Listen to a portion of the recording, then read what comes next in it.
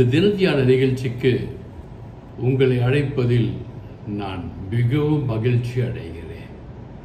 இன்று நாம் பார்க்க போகும் வேத வசனங்கள், நீ நான் சொல்வதை செய்வாயா? உனக்கு நான் கட்டளையிட்டதை செய்து முடிப்பாயா? என் வார்த்தைகளை பிறருக்கு அறிவிப்பாயா என்று அருள்நாதர் இயேசு உங்கள் ஒவ்வொருவரையும் பார்த்து கேட்க சொல்கின்ற ஒரு பரிசுத்தமான ஒரு செய்தி. இந்த செய்தியிலே உங்களுக்கு நிறைய விசேஷங்கள் சொல்லப்பட போகிறது. ஒரு குறிக்கோளோடு நீங்கள் இந்த செய்தியை கேட்டுவிட்டு இயேசுவுக்காய் உங்கள் ஓட்டத்தை ஓட வேண்டும் என்று அன்போடு கேட்டுக்கொள்கிறேன். நீங்கள் சைக்கிளில் போனீங்கன்னா உங்கள் குறுக்க நெடுக்க வருவாங்க, பைக்கில் போனாலும் குறுக்க நெடுக்க வருவாங்க, காரில் போனாலும் டூ வீலர் ஓவர்டேக் பண்ணி உங்களை துன்புறுத்துவாங்க. ஆனால் நீங்கள் ட்ரெயினில் இந்த ட்ராக்கு மேலே இருக்க ட்ரெயின் இருக்கு இல்லையா, சீராக போயிட்டுருக்கோம் பாருங்கள், அதுக்கு யாராவது குறுக்க போவாங்களா? போக மாட்டாங்க. ஏன்னா அவங்களுக்கு தெரியும் ட்ரெயின் அவங்களை அடித்து தூக்கிடுன்னு சொல்லிட்டு. அதே போன்று ராக்கெட் விடுறாங்க பார்த்தீங்களா, ராக்கெட் இதுக்கெல்லாம் நிலவுக்கெல்லாம் போகுது, சந்திரனுக்கெல்லாம் போகுது. அந்த ராக்கெட் விடும்பொழுது ஒரு ஏரோப்ளேன் கூட குறுக்க போகாது. ஏன்னா அது தன் இலக்கை நோக்கி சென்று கொண்டிருக்கிறது. குறுக்க போனால் நம்மளை அடித்து காலி பண்ணிடும். அதே போன்று நீங்கள் இயேசுவை பற்றி கொண்டு இயேசுவின் ஊழியத்தை ஸ்ட்ரைட்டாக தப்பு இல்லாமல் தவறு இல்லாமல் இயேசு சொன்னபடி செஞ்சிங்கன்னா யாரும் அவங்க குறுக்கில் வரமாட்டாங்க. அடித்து தூக்கி போட்டு போயிட்டே இருக்கணும் நீங்கள் ஊழியத்தில். ஏன்னா இயேசு அதைத்தான் விரும்புகிறார். வேதத்திற்கு கடந்து செல்வோம். மார்க்குக்கு எழுதின சுவிசேஷம் 16ஆம் அதிகாரம் 15 16 வசனத்தை பார்க்கும் பொழுது, இயேசு உங்களை பார்த்து சொல்கிறார், என்னை பார்த்து சொல்கிறார். இயேசு அவர்களை நோக்கி, நீங்கள் உலகமெங்கும் போய் சர்வ சிருஷ்டிக்கும் சுவிசேஷத்தை பிரசங்கியுங்கள். இயேசு சொன்ன வார்த்தை பிரியமான என் அன்பு தேவ பிள்ளைகளே, உலகமெங்கும் போய் சர்வ சிருஷ்டிக்கு சுவிசேஷத்தை அறிவிங்க. உலகம் பார்த்தீங்கன்னா இப்படி உருண்டையாக இருக்கிறது. நீங்கள் இங்கே இருக்கிறீங்க, சுற்றி போனாலும் திரும்ப இங்கே தான் வரப்போகிறீங்க இல்லையா? ஸோ உலகமெங்கும் போய் சர்வ சிருஷ்டிக்கு சுவிசேஷத்தை அறிவிங்கள் என்று சொல்வது, நீங்கள் இருக்கும் இடத்திலே உங்கள் சுவிசேஷத்தை நீங்கள் அறிவிப்பீர்களேயானால் மற்றவர்கள் எல்லோரும் அவர்கள் இருக்கும் இடத்திலே சுவிசேஷத்தை அறிவிப்பார்களேயானால் உலகமெங்கும் சுவிசேஷம் அறிவிக்கப்படும். ஏன்னா திரும்பவும் ஆண்டவர் பூமிக்கு வந்துக்கிட்டு சுவிசேஷத்தை சொல்லிக்கிட்டு இருக்க முடியாது. நீங்களும் நானும் தான் அதை செய்ய வேண்டும். மத்தேயு 28ஆம் அதிகாரம் 18 20 வசனங்களை பார்க்கும் பொழுது, இயேசு சமீபத்தில் வந்து அவங்க கிட்ட வராரு. கிட்ட வந்து அவங்கள பார்க்கிறார். அவர்களை நோக்கி, வானத்திலும் பூமியிலும் சகல அதிகாரமும் எனக்கு கொடுக்கப்பட்டிருக்கிறது. இயேசுவுக்கு வானத்திலையும் பூமியிலும் சகல அதிகாரமும் கொடுக்கப்பட்டிருக்கிறது. இயேசு சாதாரண மனிதர் அல்ல. சிலர் சொல்றாங்க இயேசு சாதாரண மனிதர், பிதாதான் முக்கியம், சிலர் பரிசுத்த ஆவிதான் முக்கியம்னு சொல்றாங்க. ஆனால் வேதம் தெளிவாக சொல்கிறது, வானத்திலும் பூமியிலும் சகல அதிகாரமும் இயேசுவுக்கு மட்டுமே கொடுக்கப்பட்டிருக்கிறது. அடுத்து 19ஆம் வசனம் பார்த்தீங்கன்னா, ஆகையால் இந்த இயேசுவுக்கு சகல அதிகாரமும் கொடுக்கப்பட்டிருக்கிறது. ஆகையால் நீங்கள் புறப்பட்டு போய் சகல ஜாதியரையும், எத்தனை பேர் இருக்காங்களோ, எந்தெந்த ஜாதியில் இருக்காங்களோ எல்லாரையும் சீஷராக்கி பிதா, குமாரன், பரிசுத்த ஆவியின் நாமத்தினாலே அவருக்கு ஞானஸ்தானம் கொடுங்கள். இங்கே தான் ஒரு பெரிய ட்விஸ்டே இருக்கு. இயேசு நேரடியாக சொன்ன வார்த்தை பிதா, குமாரன், பரிசுத்த ஆவியினாலே, பேராலே அவருக்கு ஞானஸ்தானம் கொடுங்கள். இங்க பாருங்க, சகல அதிகாரமும் படைக்கப்பட்ட இயேசு அவர் சொல்கிற வார்த்தை எல்லாருக்கும் எங்கள் நாமத்தினால ஞானஸ்தானம் கொடுங்கள்.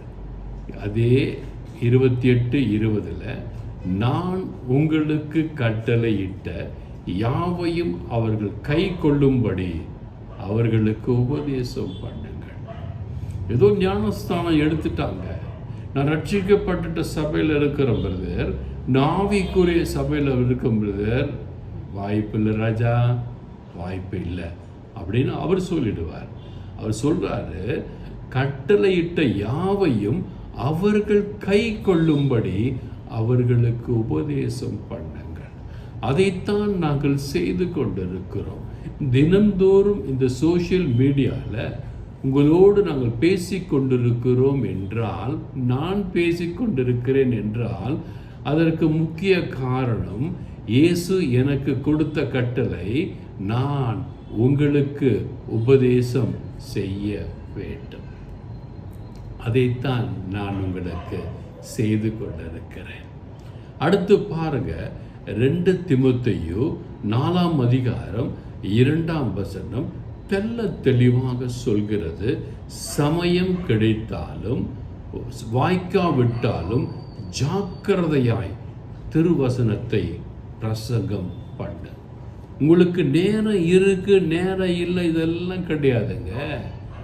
நீங்க ஜாக்கிரதையா சுவிசேஷத்தை பண்ணணுங்க. உங்க பிள்ளைக்கு சோறு ஊட்டுறீங்க இல்லையா? உங்க பிடித்தமான பேத்திகளுக்கு பேர பிள்ளையோட கொஞ்சறீங்க இல்லையா? உங்களுக்கு பிடித்த சீரியலை பார்க்குறீங்க இல்லையா? உங்கள் பிடித்தமான காரியங்களை, உலகப்புறமான காரியங்களை செய்கிறீங்க இல்லையா? அப்படி இருக்கும் பொழுது திருவசனத்தை பிரசங்கம் பண்ண வேண்டியது உங்களுடைய கடமை, என்னுடைய கடமை. ஒருவேளை உங்களுக்கு பிரசங்கம் பண்ண தெரியாது பிரதர் எனக்கு அப்படின்னு சொல்லுவீங்கன்னா, இந்த வேதத்தில் உள்ள ஒவ்வொரு வார்த்தைகளையும் தெளிவாக படித்து, இந்த வார்த்தைகளை பிரசங்கியார் சொல்கிறதை கேட்டு வாசித்து, அந்த பிரசங்கத்தையாவது ஒரு 10-20 பேருக்கு அனுப்புங்களேன். அது முடியும் இல்லையா? உங்ககிட்ட ஃபோன் இருக்கு இல்லையா? அந்த ஃபோனில் எத்தனை கான்டாக்ட்ஸ் இருக்கு? என்ன சொல்லுவாங்க? முடிஞ்சு போனால் எனக்கு மெசேஜ் அனுப்பாதீங்கன்னு சொல்லுவாங்க, அவ்வளோதானே. ஆனால் நீங்கள் உங்கள் கடமையை செஞ்சிட்டீங்க இல்லையா? நீங்கள் உங்கள் கடமையை தவறாமல் செய்கிறீங்க இல்லையா? சிலர் இந்த மெசேஜை கேட்டு ஆமேன்னு கூட ஒரு காமெண்ட் போட மாட்டாங்க. ஏன்னா போட்டால் அவங்களுக்கு பெரிய ப்ரெஸ்டீஜ் கீழே போயிடும் நினைப்பாங்க. தயவு செய்து அப்படி நினைக்காதீங்க. நாளைக்கு ஆண்டவர் நம்மளை கீழே போட்டுருவார், என்னையே சரி கீழே போட்டுருவார். கர்த்தருக்கு என்று ஒரு ஆமேன், ஆண்டவரே என்று சொல்கிற வார்த்தை அப்படியே ஆகட்டும் என்பது தான் ஆமேனுடைய அர்த்தம். அது சொல்ல வேண்டியதானே.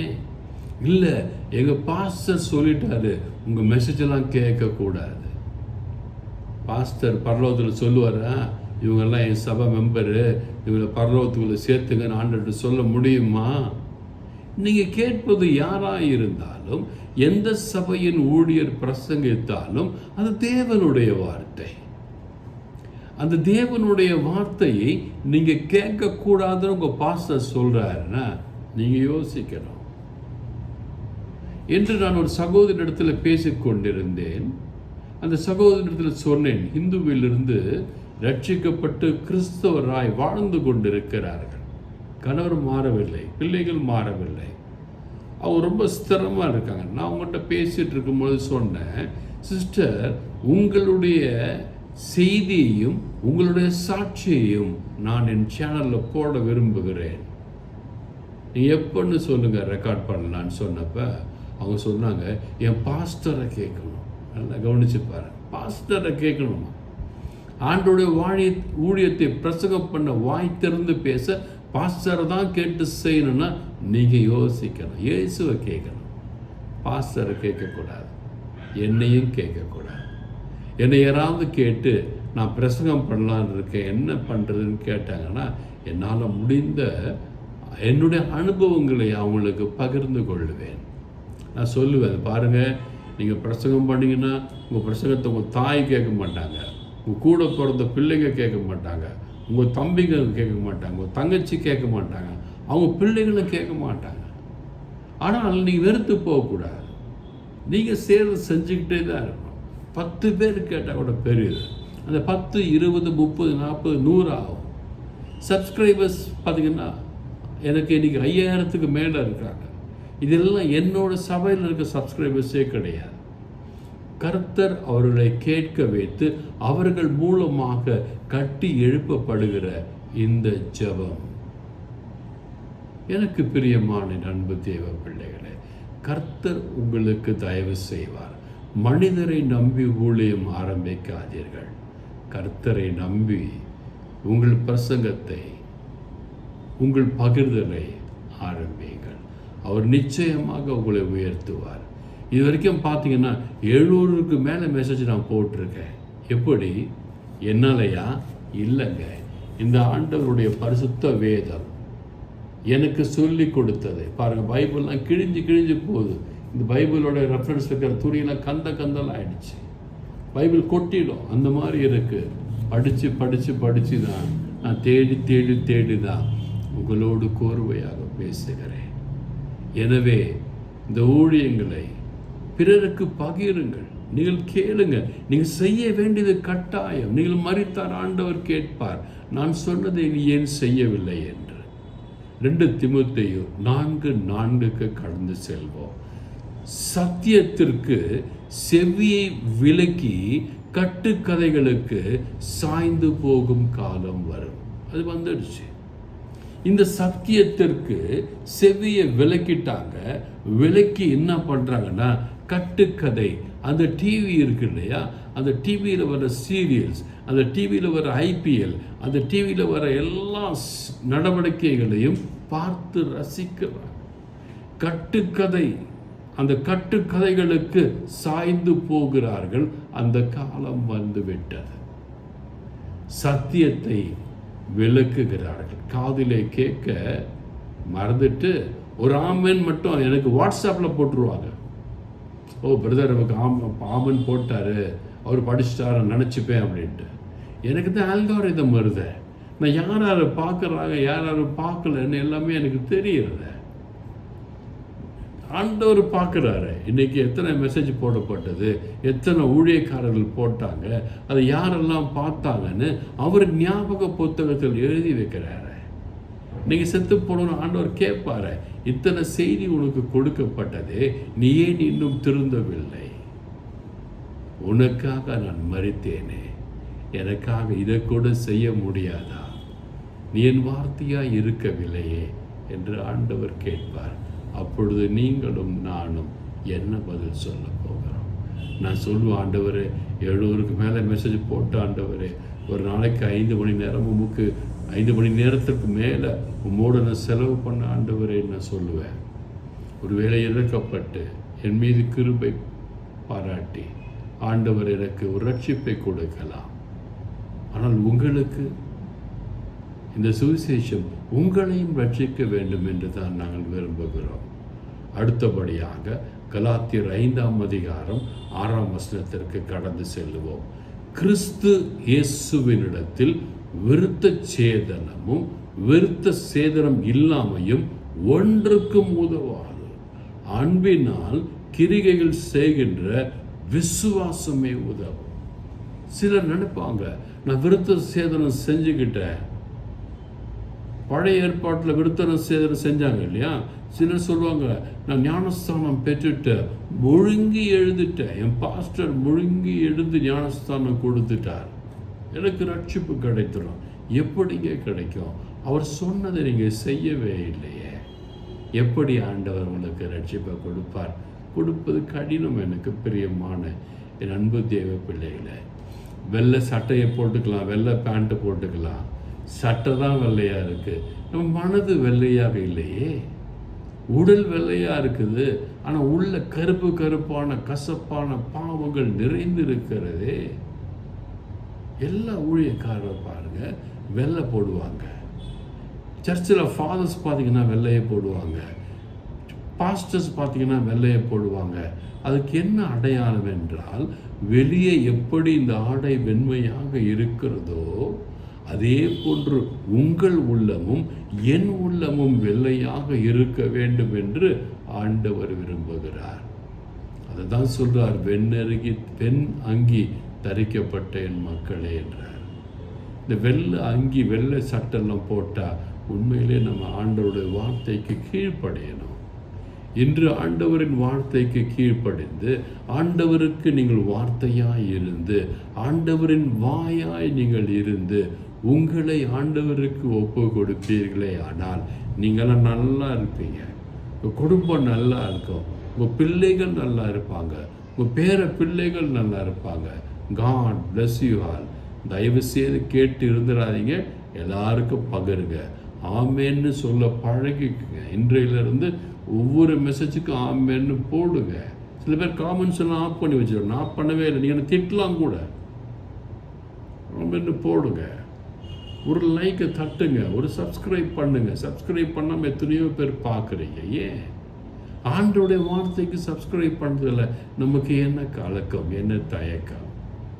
நீங்கள் சப்ஸ்கிரைப் பண்ணாமே பார்த்தீங்கன்னா 5000 சில்லற பேர் ஏற்கனவே பண்ணிட்டாங்க.